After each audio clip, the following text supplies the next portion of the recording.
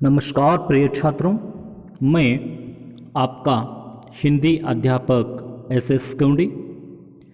तो पिछले पीरियड में हमने कर्तव्य और सत्यता पाठ का अध्ययन कर रहे थे। इसके लेखक हैं डॉक्टर श्याम सुंदर दास। तो आज के पीरियड में हम आगे के भाग के बारे में अध्ययन करेंगे। पाठ का नाम है कर्तव्य और सत्यता। पिछले पीरियड में हमने सत्यता और कर्तव्य के बारे में पढ़ जैसा पर जान चुके थे कि यहाँ पर लेखक जी एक उदाहरण के तौर पर आपको समझाया था कि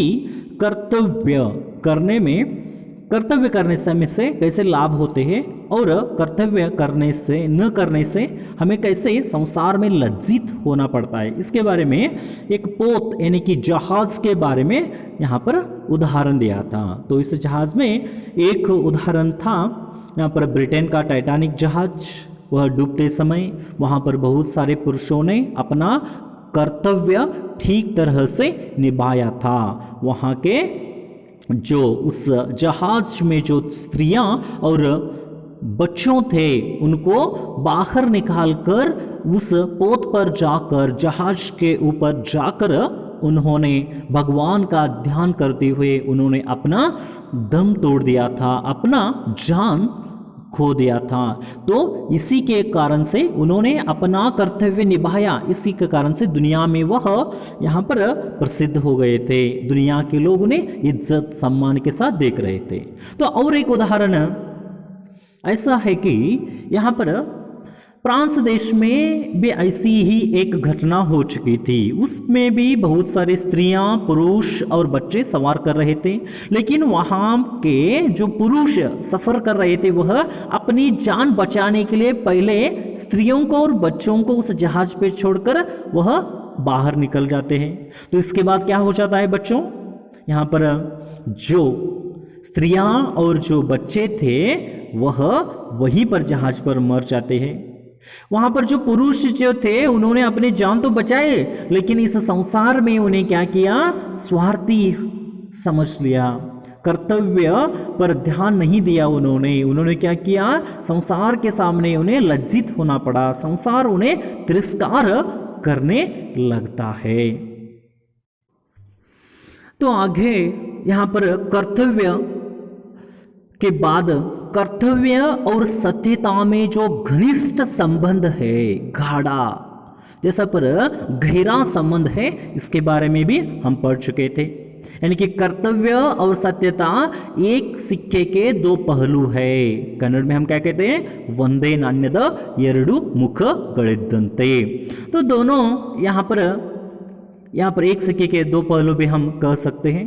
तो कर्तव्य हम ठीक तरह से करते हैं तो हमें यहाँ पर सम्मान मान जैसा पर मिलता रहता है, नहीं तो हमें क्या जैसा पर दुख भोगना पड़ता है संसार के सामने। और इसी के साथ साथ आज का भाग हम अध्ययन करेंगे। तो आज के पीरियड में हम सत्यता को सबसे ऊंचा स्थान देना चाहिए। उसके बाद झूठ की उत्पत्ति पाप, कुटिलता और कायरता के कारण होती है। बहुत से लोग नीति और आवश्यकता के बहाने झूठ की रक्षा करते हैं। झूठ के बहुत सारे रूप हैं, तो उन रूपों के बारे में अध्ययन करेंगे। जो सत्य बोलता है वह आडंबर से दूर भागता है, इस पर भी अध्ययन करेंगे। तो झूठ से सभी घृणा करते हैं। तो इन सारे तत्वों के आधार पर आज के पीरियड में हम अध्ययन करेंगे छात्रों। बहुत से लोग नीति और आवश्यकता के बहाने झूठ की रक्षा करते हैं। तो बहुत सारे लोग आवश्यकता के अनुसार, अपनी इच्छा के अनुसार झूठ की क्या करते हैं, क्या पर रक्षा करते रहते हैं। तो अब जो बात कहने वाले हैं उसको वहां पर रख कर झूठ की रक्षा कर देते हैं, झूठ का सहारा लेते हैं। यानी कि सच्ची बात बताने की जगह झूठ को बोल देना। ऐसा काम करते रहते हैं। झूठ की सहायता करना, झूठ की रक्षा करना या झूठ की मदद करना। नीति के अनुसार, समय अनुसार वह क्या करते हैं, सत्य को झूठ में बदल देते हैं और झूठ का सहारा लेते हैं। वे कहते हैं, वे यानी कि श्याम सुंदर दास जी लेखक यहाँ पर कहते हैं कि इस समय इस बात को प्रकाशित न करना और दूसरी बात को बनाकर कहना नीति के अनुसार समय अनुकूल और परम आवश्यकता है। यानी कि वह जो घटनाएं होती है सच्चाई सत्य की, वह घटना अब इस समय में न बताकर दूसरी घटना को जैसा पर वहां पर बता देते हैं। नीति के अनुसार समय अनुकूल यहाँ पर और परम आवश्यक है ऐसे कहते हैं। यानी कि जो भी घटना होती है उसको प्रकाशित न करके उसको छुपा कर एक दूसरी ही क्या करना, यानी कि पर सच्चाई जैसा पर निर्माण करके लोगों के सामने प्रस्तुत करना, ऐसे करते रहते हैं। तो फिर बहुत से लोग किसी बात को सत्य सत्य कहते हैं। यानी कि सत्य बताते समय बहुत से लोग क्या कहते हैं, मैं सच बता रहा हूं, मैं सच्चाई बता रहा हूं, मैं सत्य कह रहा हूं, ऐसे बार बार सत्य सत्य का प्रयोग करते हैं। तो इसके कारण क्या हो जाता है, आगे जो मनुष्य होता है उसे मालूम ही हो जाता है कि यह झूठ बोल रहा है। तो बार बार सत्य कह रहा हूं, सत्य कह रहा हूं, सत्य बोल रहा हूं ऐसे कहने पर आगे का जो व्यक्ति हो जाता है उन्हें मालूम ही हो जाता है कि उन्होंने कहीं झूठ छुपाने के लिए सत्य सत्य कह रहा है ऐसे। तो कि सत्य कहते हैं कि जिससे सुनने वाला यह समझे कि यही बात सत्य नहीं है वरना इसका उल्टा सत्य होगा। तो सत्य सत्य ऐसे प्रयोग करने से सुनने वाले को मालूम ही हो जाता है, वह समझ ही जाता है, वह पहचान लेता है कि यह सत्य नहीं बता रहा है, सत्य को उल्टा बता रहा है, यानी कि झूठ बोल रहा है। तो इस प्रकार से बातों का कहना झूठ बोलने और पाप से किसी प्रकार कम नहीं है। तो बात को यहाँ पर ऐसे कहना, यानी कि जो कहना था उस बात को बदल कर कहना, ऐसे जो बातें होते हैं ये झूठ बोलने से और पाप से कम नहीं है, ऐसे लेखक जी कहते हैं। तो फिर अगले परिच्छेद में लेखक यहाँ पर कहते हैं कि संसार में बहुत से ऐसे भी नीच और कुत्सित लोग होते हैं जो झूठ बोलने में अपनी चतुराई समझते हैं और सत्य को छिपाकर धोखा देने या झूठ बोलकर अपने को बचा लेने में ही अपना परम गौरव मानते हैं। तो इस दुनिया में संसार यानी कि यह प्रपंच, यह दुनिया, यह विश्व, तो इस दुनिया में बहुत से ऐसे नीच कहते हैं, वह निंदा करते हैं उसकी, नीच और कुत्सित शब्द का अर्थ है बुरे। तो नीच और कुत्सित लोग होते हैं, वो झूठ बोलने में ही क्या करते हैं, अपनी चतुराई समझते हैं।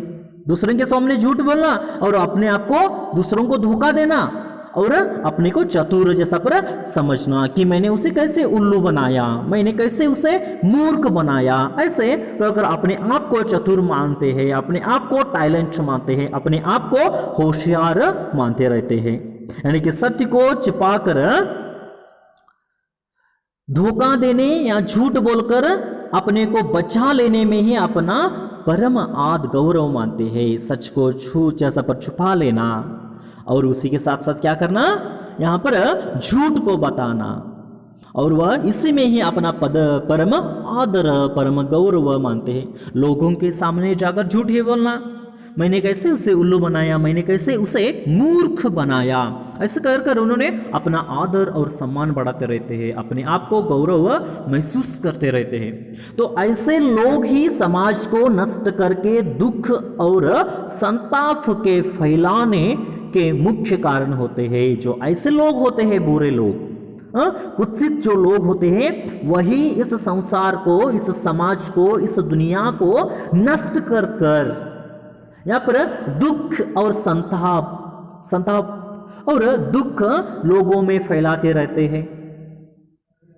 तो उसी के साथ साथ मुख्य फैलाने के मुख्य कारण वजह बन जाते हैं। तो इस प्रकार झूठ बोलना स्पष्ट न बोलने से अधिक निंदित और कुत्सित कर्म है। तो इस प्रकार जो लोग झूठ बोलते रहते हैं, इस प्रकार यानी कि यहाँ पर झूठ बोलने में ही अपनी चतुराई समझते रहते हैं और दूसरों को धोखा देने में ही अपना परम आदर मानते हैं। तो इस तरीके का जो झूठ है इसको लेखक जी स्पष्ट झूठ बोलना स्पष्ट न बोलने से अधिक निंदित है और अधिक कुत्सित है। यानी कि हम झूठ जो बोलते हैं तो उससे भी बुराई इस चतुराई में दिखाई देती है। झूठ जैसा पर बढ़ाकर कहना इस वह जो है बहुत ही निंदित है, झूठ से भी अधिक कुत्सित और निंदित कर्म है, ऐसे लेखक जी यहां पर कहते हैं। तो आगे देखिए, तो इस परिच्छेद में लेखक जी झूठ के रूप बताते हैं। बहुत सारे झूठ के रूप है ऐसे वह उन्हें कहना है। तो जैसे चुप रहना यानी कि यहाँ पर शांत रहना, आपको जानकारी कोई भी किसी ने गलती की कक्षा में छात्र आकर जैसा पर छात्रों के सामने अध्यापक आकर आपको जो गलत जो होता है उसके बारे में वो पूछते हैं, किसी ने यह गलत काम किया, ऐसे आपको पूछने के बाद भी आप चुप शांत रहते हैं, यह भी झूठ के समान है। अथवा घर में कोई भी जैसा पर चीजें फोड़ते हैं, आप उदाहरण के तौर पर बता रहा हूं, चीजें फोड़ते हैं और घर में माता पिता आकर पूछते हैं किसी ने यह काम किया, किसी ने ऐसे हरकत की, ऐसे पूछने के बाद चुप ही रहना, यह झूठ के समान है। किसी को बात को बढ़ाकर कहना यानी कि छोटी सी बात रहती है और उसको क्या कहना, बढ़ाकर कहना। शायद आप समझ लीजिए घर में 1 घंटा काम करते हैं और माता पिता को कहना मैंने 4 घंटे काम किया, यानी कि आप पढ़ाई सिर्फ अध्यापक को भी कक्षा में बताते हैं 1 ही घंटा काम जैसा पर पढ़ाई करते हैं, लेकिन कक्षा में सभी छात्रों के सामने आकर कहना कि मैंने घर में 4-6 घंटे पढ़ाई करता हूं। तो किसी बात को बढ़ाकर कहना जो है यह भी झूठ के समान है। किसी बात को छिपाना यानी कि आपको जैसा पर कोई भी बात मालूम होती है तो उसको आप छिपा कर रहते हैं, किसी के सामने नहीं जैसा पर बताते, तो यह भी झूठ के समान है। भेद बदलना यानी कि वेश बदल कर कहना, वेश बदलना यानी कि वेश बदल कर कहना, यानी कि जो सच्चाई होती है उसको और बदल कर कहना, तो इसको हम क्या कहते हैं, वेश बदलना। तो घर में आपका भाई और आप रहते हैं तो माता पिता आपको पूछते यह काम किसने किया, तो आपका भाई ने काम किया है, लेकिन यहाँ पर आपके माता पिता को बताना यह मैंने ही काम किया है। तो ऐसे भेद बदल कर जैसा पर जो कहना वह भी झूठ के समान है। झूठ मूठ दूसरों के साथ हाँ में हाँ मिलाना, यानी कि दूसरे लोग आपके साथी झूठ बोलते रहते हैं तो वो उसके सामने क्या कहना, हाँ ये जो कह रहा है यह सच है, ऐसे उसके हाँ में हाँ मिलाना वह भी क्या है, यानी कि यहाँ पर झूठ है, झूठ के समान है। तो प्रतिज्ञा करके उसे पूरा न करना, आप किसी के सामने वादा करते हैं, आप किसी के सामने प्रतिज्ञा करते हैं, प्रॉमिस करते हैं और उसको नहीं निभाते हैं, तो आप क्या करते हैं, यानी कि यहाँ पर आपके अध्यापक और आपके माता पिता को बताते हैं कि मैं द्वितीय पीयूसी में इस साल 80% अंक लूंगा कहते हैं और ठीक तरह से पढ़ाई नहीं करते हैं वादा करके, और आप लेते हैं 60% अंक। तो वादा करके उसे पूरा न करना यह भी क्या है, यानी कि यहाँ पर झूठ के समान है। और सत्य को न बोलना इत्यादि, यानी कि सत्य आपको मालूम होकर भी झूठ बोलते रहते हैं, तो यह भी झूठ के रूप है। ये सभी झूठ के रूप बताते हैं। तो यह आपके लिए परीक्षा में 3 अंकों के लिए सवाल भी आता है छात्रों। तो झूठ के कई रूप हमने यहां पर देखे, और एक बार फिर देखिए कौन कौन से झूठ के रूप है। यहां पर चुप रहना, किसी बात को बढ़ाकर कहना, किसी बात को छिपाना, भेद बदलना, झूठ मूठ दूसरों के साथ हाँ में हाँ मिलाना, प्रतिज्ञा करके उसे पूरा न करना और सत्य को न बोलना इत्यादि झूठ के रूप है, ऐसा डॉक्टर श्याम सुंदर दास जी यहां पर बताते हैं। जबकि ऐसा करना धर्म के विरुद्ध है। अब यहां पर कर्तव्य और सत्यता में लेखक जी अब धर्म की बात करते हैं। धर्म यानी कि सत्य, सच्चाई। तो ऐसे जो काम करते हैं आप जो, वह क्या है, धर्म के विरुद्ध है, ऐसे यहां पर कहा गया है। फिर आगे देखिए यहां पर, तब ये बात सब बातें झूठ बोलने से किसी प्रकार कम नहीं है। तो आप ऐसे करते हैं तो झूठ बोलने से यह बात किसी प्रकार कम नहीं है।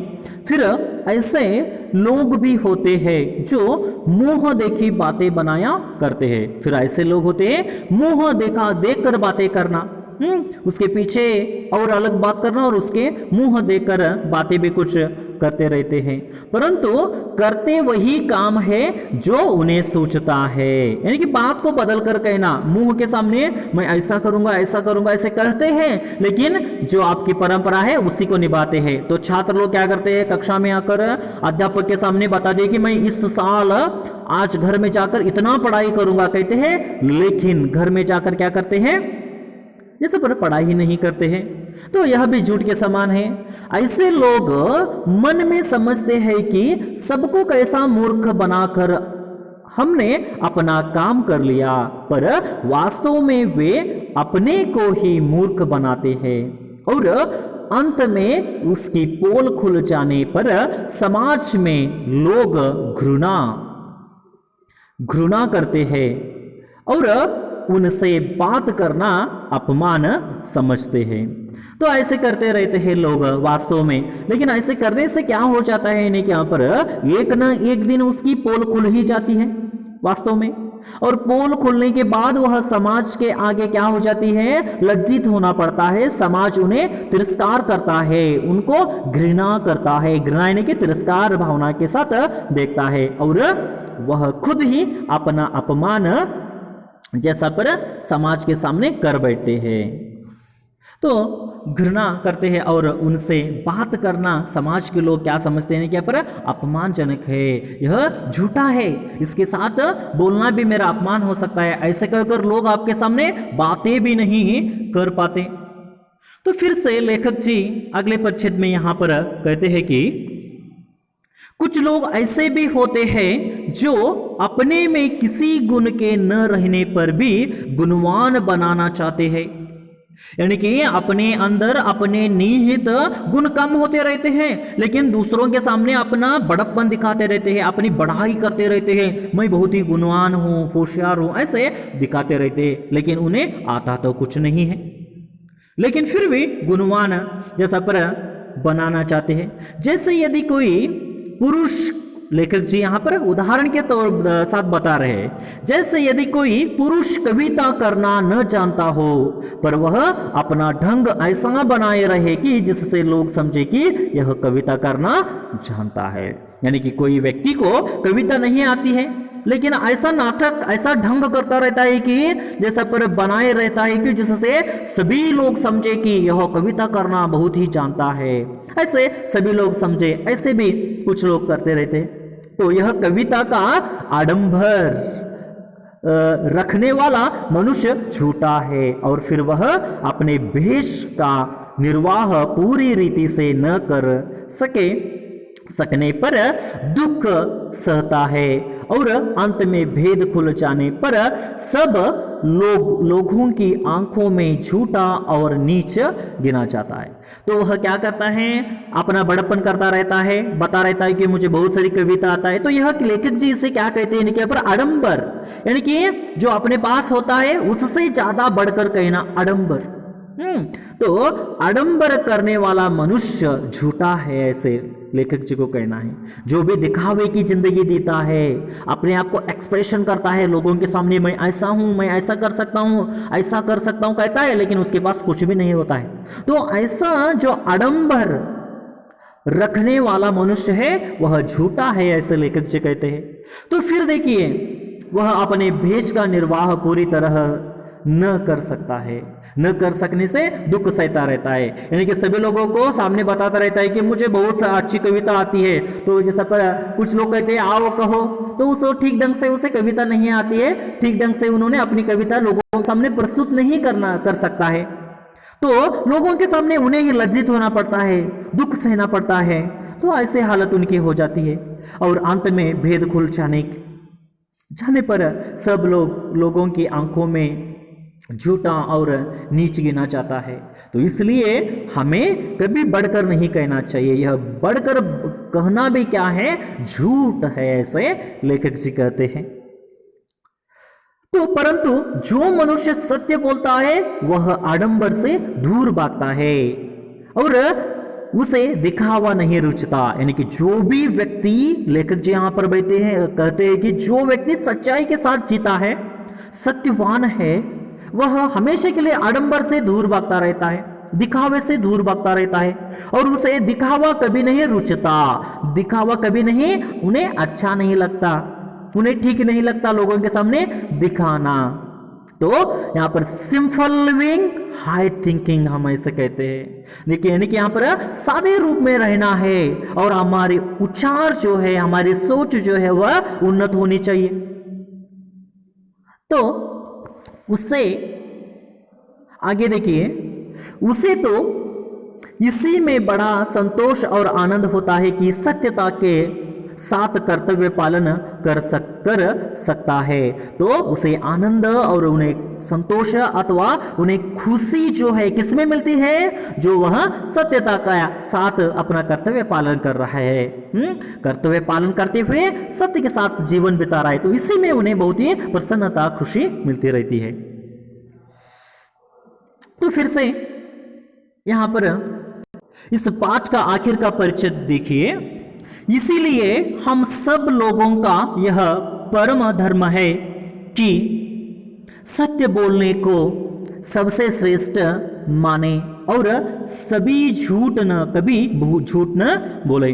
तो लेखक जी पहले परिच्छेद में जो कहा था, तो उसी को फिर से दोहराते हुए कहते हैं कि वहां पर क्या कहा था उन्होंने, कर्तव्य ठीक तरह से करना चाहिए। तो यहां पर सत्यता परम धर्म है, ऐसे वहां पर यहां पर कहते हैं। तो देखिए, क्योंकि सत्यता, कर्तव्य और सत्यता दोनों एक ही सिक्के के दो पहलू है, तो इसलिए लेखक कहते हैं कि हम सब लोगों का यह परम धर्म है, धर्म ही मानते हैं उन्हें वह, कि सत्य बोलने को सबसे श्रेष्ठ मानो और कभी झूठ न बोलो। सत्य ही हमारे जीवन में श्रेष्ठ है, सत्य ही हमारे जीवन का बहुमूल्य एक गुण है, ऐसे लेखक जो यहां पर मानते। चाहे उससे कितनी ही अधिक हानि क्यों न हो, आपको सच बोलना चाहिए। आप सत्य बोलने के बाद आपको हानि हो, आपका नुकसान हो, आपका कुछ भी हो, लेकिन आपको हमेशा के लिए सत्य बोलना चाहिए, ऐसे लेखक जी को कहना है। तो फिर से सत्य बोलने ही से समाज में हमारा सम्मान हो सकेगा और हम आनंद पूर्वक अपना समय बिता सकेंगे। तो सच्चाई के साथ रहते हैं तो समाज हमें सम्मान के साथ देखता है, आदर के साथ देखता है, गौरव के साथ देखता है और हम भी आनंद पूर्वक खुशी के साथ अपना समय बिता सकते हैं, अपनी जिंदगी बिता सकते हैं। क्योंकि सच्चे को सबको ही चाहते हैं और झूठे से सभी घृणा करते हैं। तो आप देखिए इस संसार में, दुनिया में जो सच्चा व्यक्ति होता है उसे चाहते हैं, लेकिन झूठे व्यक्ति को कभी नहीं चाहते हैं। झूठे से हमेशा के लिए घृणा करते हैं, तिरस्कार करते हैं। यदि हम सदा सत्य बोलना अपना धर्म मानेंगे तो हमें अपने कर्तव्य के पालन करने में कुछ भी कष्ट न होगा और बिना किसी परिश्रम और कष्ट के हम अपने मन में सदा संतुष्ट और सुखी बने रहेंगे। तो लेखक जी यहां पर कहते हैं, यदि हम सदा सत्य बोलना अपना परम धर्म मानेंगे और जीवन में हम हमेशा के लिए सत्य बोलते रहेंगे तो कर्तव्य के पालन करने में कुछ भी हमें कष्ट नहीं होगा, बाधाएं नहीं हो जैसा पर होंगे और बिना किसी परिश्रम और कष्ट के हम अपना जीवन हम आनंद के साथ बिताएंगे। अपने मन के साथ हम यहाँ पर क्या करेंगे, अपने जीवन खुशी खुशी के साथ बिताएंगे। तो छात्रों, यहाँ पर दूसरा पाठ कर्तव्य और सत्यता डॉक्टर श्याम सुंदर दास द्वारा लिखित यह पाठ यहाँ पर समाप्त हो जाता है। तो आप भी अपने जीवन में सत्यता के साथ आप कर्तव्य निभाइए, जीवन पूर्ति यानी कि जीवन के अंतिम क्षणों तक आप भी क्या कीजिए, आप सत्यता के साथ कर्तव्य निभाते हुए अपनी जिंदगी बिताइए। इसमें खुशी ही अलग है, इसमें संतुष्टि ही अलग मिलता है। इसी के कारण झूठ बोलना, पाप करना यह हमें फिर से नुकसान पहुंचाता है। इसलिए हम भी सत्य हरिश्चंद्र की तरह सत्यता की जिंदगी बिताएंगे। तो यहाँ पर इस पाठ का समाप्त हो जाता है। थैंक यू, धन्यवाद। अगले क्लास में अगला नया पाठ लेकर आपके सामने हाजिर हो जाएंगे। Thank you.